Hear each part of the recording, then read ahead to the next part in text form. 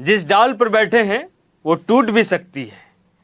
ये सयोनी घोष हैं जो टीएमसी के सांसद हैं और बेबाकी के लिए जानी जाती है। संसद के अंदर ऐसा तंज गुजा कि सत्ता पक्ष भी सन रह गया, क्योंकि सयोनी घोष की जब आवाज गूंजती है संसद में तो पक्ष और विपक्ष दोनों सन हो जाते हैं।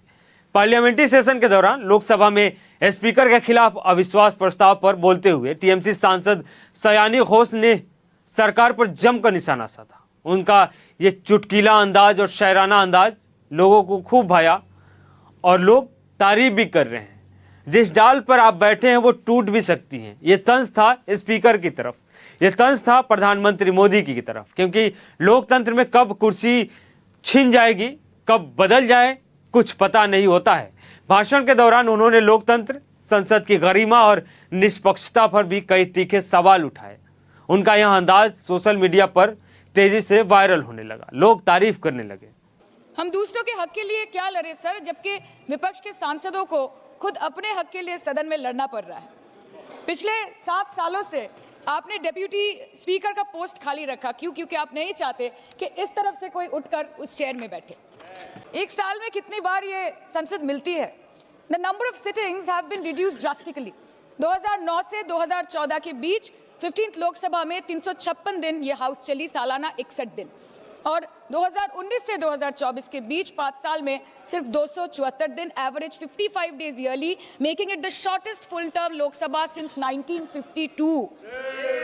2025 के मॉनसून सत्र में निर्धारित 120 घंटों में सिर्फ 37 घंटे लोकसभा और सिर्फ 41 घंटे राज्यसभा की कार्रवाई चली जाएगी।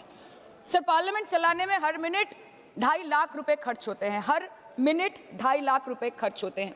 2014 से लेकर 2024 के शीतकालीन सत्र तक कुल मिला के 2200 मिनट, 92 दिन और 3,300 करोड़ रुपए का लॉस हुआ। क्यों? क्योंकि आप नहीं चाहते थे कि महत्वपूर्ण विषयों पर चर्चा हो। अध्यक्ष जी, ये चेयर का काम है निश्चित करना कि ये सदन चले, ये विपक्ष का काम है सवाल उठाना, और ये सत्ता पक्ष का काम है कि वो हर सवाल का जवाब हर उस इंसान को दे जिसके टैक्स के पैसे से ये सदन चलता है।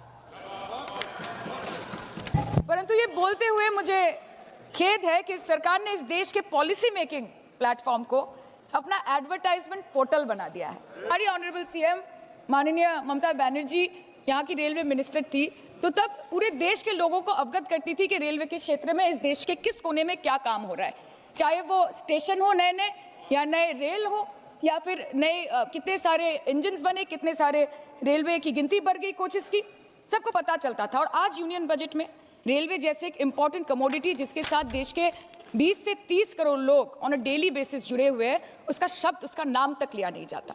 सर, हम करें भी तो करें क्या, जाए भी तो जाए कहाँ? आधे से ज्यादा बिल तो इस सदन में बिना चर्चे के पास हो जाता है। के बाद ऑपोजिशन के दबाव में आकर आप मणिपुर पे चर्चा करने पर मजबूर हुए, और किया भी तो कब? रात के 2 बजे जब देश सो रहा था। आप चाहते हैं कि हम ये सब देखें और इस सदन में चुप रहे। बंगाल के हक का 2 लाख करोड़ बाकी है। हर दिन कोई नया कमीशन, कोई नई एजेंसी आ जाती है राज्य सरकार और रूलिंग पार्टी को डिस्टर्ब करने। इलेक्शन कमीशन के बलबूते पर लाखों करोड़ों वोटरों का नाम काट रहे हैं आप, और आप बोलते हैं कि हम इस सदन में आवाज ना उठाएं, इसका विरोध ना करें। आज SIR के चलते पूरे देश में 150 से ऊपर लोगों की मौत हो गई, BLOs ने आत्महत्या कर ली, आम आदमी को चिंता से, डर से दिल का दौरा आ गया। 105 साल की बूढ़ी माई से लेकर व्हीलचेयर पे बैठा एक विकलांग भाई तक, गर्भवती महिलाओं को हियरिंग के लाइन पे घंटों दर घंटे आपने खड़ा करके रखा। मतदाताओं के पहचान को, इस देश के मतदाताओं के पहचान को, 100 साल से इस देश को अपना घर, इस धरती को अपनी मां समझने वाले हर धर्म, हर समुदाय के लोगों के आत्मसम्मान को दिन दहाड़े अपने पैरों तले कुचलने का काम किया है आपने, और आप कहते हैं कि हम विरोध ना करें और हम चुप बैठे। सर, बाहर विरोध करते हैं तो FIR होगा, ED CBI होगी, कार्रवाई होगी, और सदन के अंदर प्रोटेस्ट करें तो सस्पेंड कर देंगे। सर, हमारे साथी आज भी मकरद्वार पे बैठे हैं बाहर सस्पेंड होके। 2023 के विंटर सेशन में 141 ऑपोजिशन MPs को एक साथ सस्पेंड कर दिया गया था, और करने के बाद भारतीय न्याय संहिता लेकर आए एक नया क्रिमिनल लॉ जो पूरे देश के क्रिमिनल कोड के प्रोसीजर को बदल देता है, जो स्टेट्स के लॉ एंड ऑर्डर को डायरेक्टली अफेक्ट करता है। सर, बाहर भी बुलडोजर चलाएंगे और सदन के अंदर भी बुलडोजर चलाएंगे। सर, ऐसा नहीं होता है। ये ताकत की बुलंदी भी पल भर का तमाशा है। सर, कि ये ताकत की बुलंदी भी पल भर का तमाशा है, जिस डाल पे बैठे हैं वो टूट भी सकती है, जिस डाल पे बैठे हैं वो टूट भी सकती है। इसलिए ख्वाब जरूर देखिए, लेकिन ख्वाबों में घर बना के रहने की गलती मत कीजिएगा। सर आज 303 से ज्यादा एमपी आपके हैं, 2000 से ऊपर एमएलए आपके हैं, 21 राज्य आपका है।